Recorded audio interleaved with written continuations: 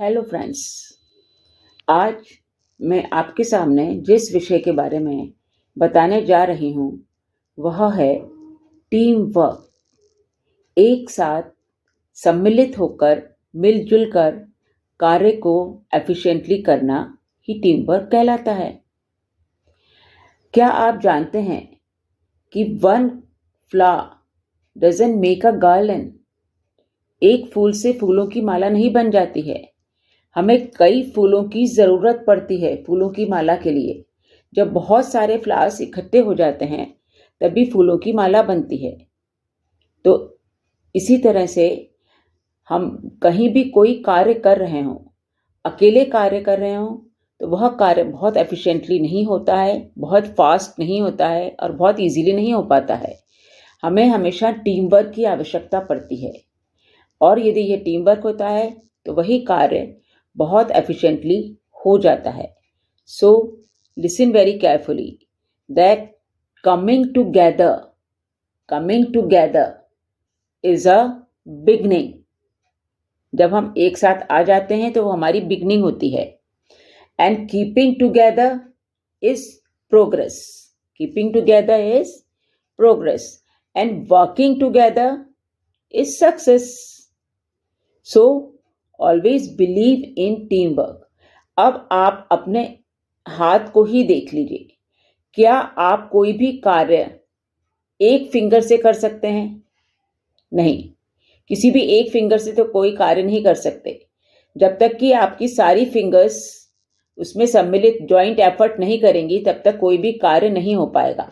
मान लीजिए आपको इस पेंसिल को होल्ड करना है, तो क्या मैंने यह पेंसिल एक ही फिंगर से पकड़ के रखी है? नहीं, मेरे को कई फिंगर्स की ज़रूरत पड़ी है तब जाके मैं इस पेंसिल को होल्ड कर पाई हूँ और तभी मैं कुछ पेपर पे लिख भी पाऊंगी, नोट डाउन कर पाऊंगी। तो आपकी बॉडी में आपको पूरा कोऑर्डिनेशन चाहिएगा।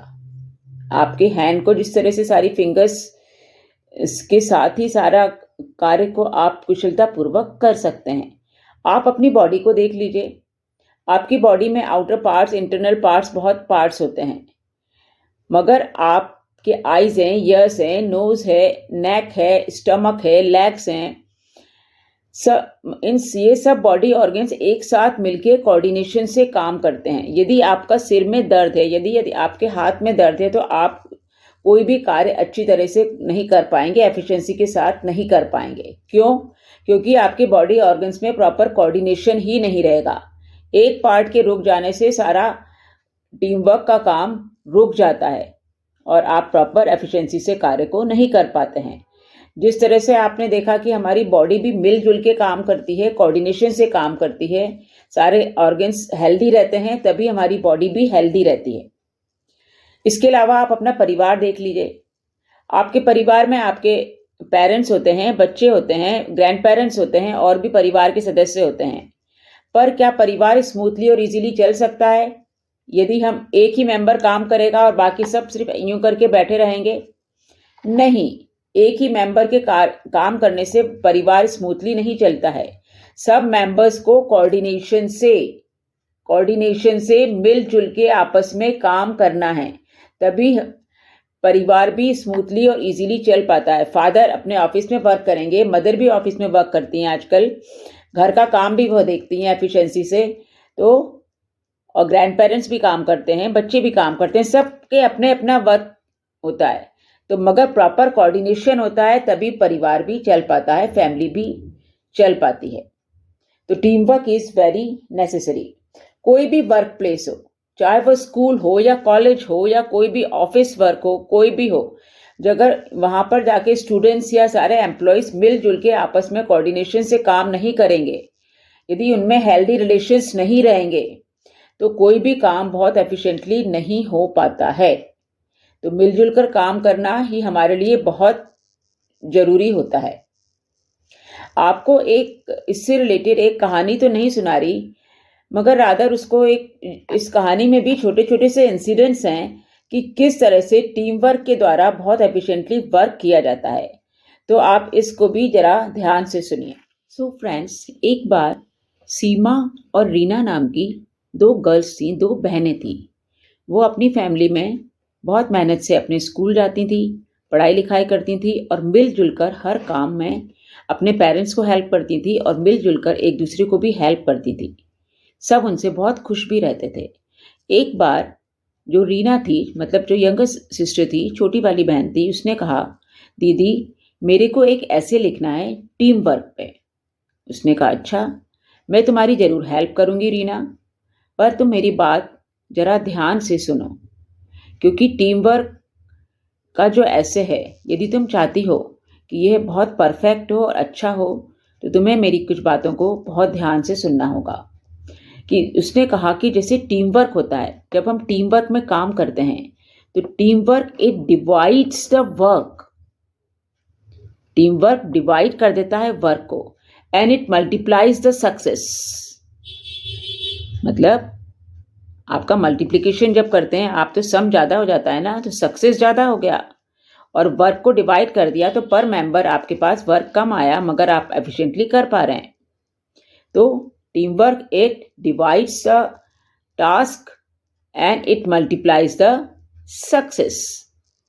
और टीम, जब आपके पास टैलेंट होता है, सेकेंडली उसने एक चीज़ और समझाई सीमा ने, कि आपके पास रीना यदि टैलेंट होगा तो आप कोई भी गेम को इजीली जीत सकते हो, मगर जब आपके पास टीम वर्क होगी तब यू कैन विन चैंपियनशिप्स, तब आप चैंपियनशिप जीत सकते हो। कोई भी गेम ले लीजिए, क्रिकेट है, हॉकी है, फुटबॉल है, कोई भी गेम है, यदि प्रॉपर टीम वर्क होता है, सब आपस में मिलजुल कर खेलते हैं, तो चैंपियनशिप जीत सकते हैं, है ना। अकेला एक ही प्लेयर यदि वर्क करेगा तो क्या कोई खेल जीता जा सकता है? नहीं जीता सकता। तो रीना, इस बात को तुम ध्यान से सुनो कि अकेले रह के तो कभी भी कोई कार्य हो ही नहीं सकता है।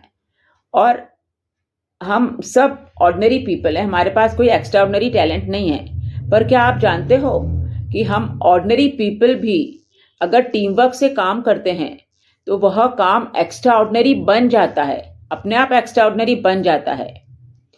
अब आपको मैं एक एग्जाम्पल देती हूँ।